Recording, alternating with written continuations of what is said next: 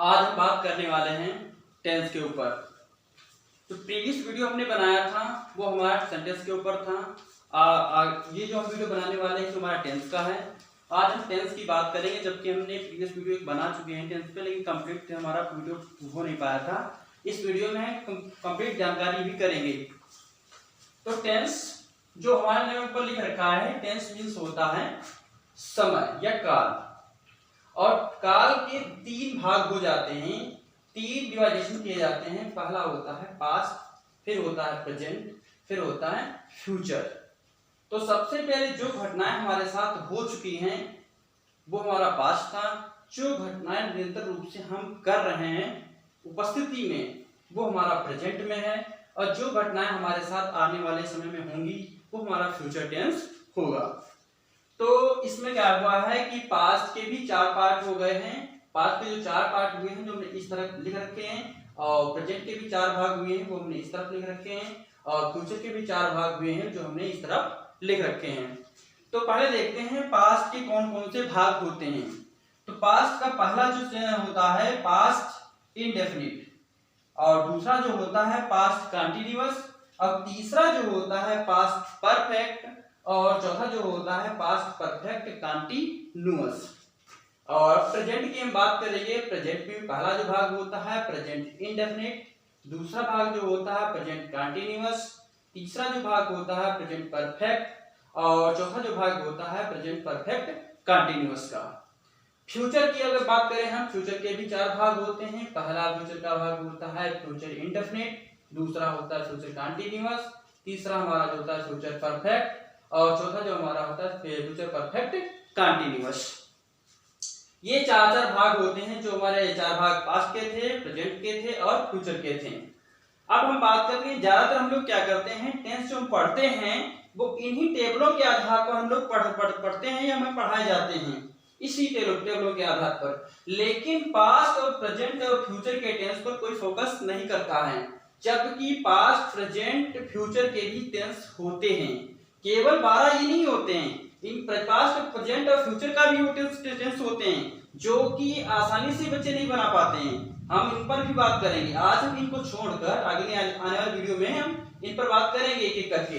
लेकिन आज जो हम बात करने वाले हैं पास्ट, प्रेजेंट और फ्यूचर, केवल इनके साथ दोहरा कोई वर्ड नहीं है, ना ही कोई इंडेफिनिट इसमें है, ना कोई कंटिन्यूअस है, ना कोई परफेक्ट है। केवल पास्ट और प्रेजेंट और फ्यूचर की बात करेंगे। तो सबसे पहला तो हमने लिख रखा है पास्ट, इधर नीचे टेबल में लिख रखा है पास्ट, जिसमें पहचान होती है था, थी, थे। केवल था, थी, थे, रहा था, चुका था, या आपका था, ऐसी कोई पहचान नहीं मिलेगी। केवल आपको था, थी, थे। हो सकता हो इसमें भी ता, थे ऐसे वर्ड आ सकते हैं, लेकिन हम इसके लिए भी एक उपाय हमने नीचे लिख रखा है, इसको भी हम समझेंगे। तो पास्ट में केवल पहचान करेंगे था, थी, थे की, और इसमें जो पहली हेल्पिंग वर्ब होती है जिनको सिंगुलर के साथ हम यूज करते हैं वो हमारा वाज होता है, जिनको हम प्लूरल सब्जेक्ट के साथ यूज करते हैं वो हमारा वर्ब होती है। तो हम बात करते हैं अगर केवल इसकी वाज की, तो वाज हम आई के साथ, और इसके बाद हम ही के साथ, सी के साथ, इट के साथ, इतने वर्ड होते हैं जिनके साथ हम वाज का प्रयोग करते हैं। इसके साथ सिंगुलर नाम, कोई भी सिंगुलर नाम हो सकता है जिसके साथ हम वाज का प्रयोग करते हैं। वी, दे, ये ऐसे सब्जेक्ट होते हैं इनके साथ हम वर्ब का प्रयोग नहीं करते हैं, क्योंकि वो ऑलरेडी हमारा प्रयोग होता है, उसे एक नहीं कई संख्याओं का ज्ञान होता है।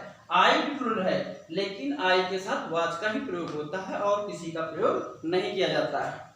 इसके बाद अगर हम वर्ब की बात करें तो वर्ब के साथ हम यू का प्रयोग करेंगे, और हम दे का प्रयोग करेंगे, और हम वी का प्रयोग करेंगे, और अन्य कोई प्लूरल सब्जेक्ट होगा उसका भी प्रयोग कर सकते हैं वर्ब के साथ।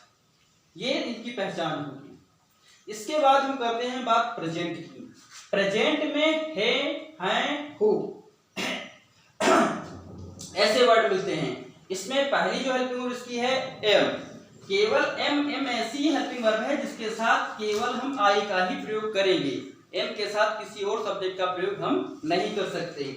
इसके बाद में आती है इच। इच के साथ हम प्रयोग करेंगे यहाँ पर लिख रहे हैं हम ही, सी, इट, एनी सिंगुलर नेम, कोई भी सिंगुलर नेम हो सकता है। राम, श्याम, जो भी नाम होते हैं वो सिंगुलर नाम होते हैं, उनको हम इसके साथ यूज करेंगे। फिर इसके बाद नेक्स्ट जो हमारी तीसरी हेल्पिंग वर्ब इसमें होती है वो होती है आर। आर के साथ हम प्रयोग करते हैं सब्जेक्ट। पहला तो हम करेंगे दे, और आप यूज करेंगे यू, और फिर हम यूज करेंगे वी। ये सब्जेक्ट या कोई सब्जेक्ट हो सकता है, उसका भी हम आर के साथ प्रयोग करेंगे। इसके बाद हम बात करते हैं फ्यूचर की। फ्यूचर में दो ही हेल्पिंग वर्ब होती हैं, एक होती है विल बी और दूसरी होती है शैल बी।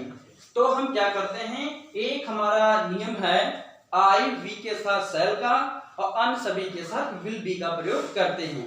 तो हम क्या करते हैं, विल बी शैल बी का प्रयोग हम करते हैं आई और वी के साथ इस शैल का प्रयोग होता है आई वी के साथ। अन्य सभी के साथ हम विल बी का प्रयोग करते हैं। अब बात रहती है पहचान, तो हमने गागी की फ्यूचर इंडेफिनिट की भी पहचान है, जिसमें क्या करते हैं कंफ्यूजन क्रिएट करने की जरूरत है ही नहीं। इसमें नॉर्मली से सेंस हमारे पास ये होना चाहिए। अब हम बताते हैं कि ऐसे कैसे पहचानेंगे कि ये सेंटेंस हमारा प्रेजेंट का है या पास्ट का है या फ्यूचर का है।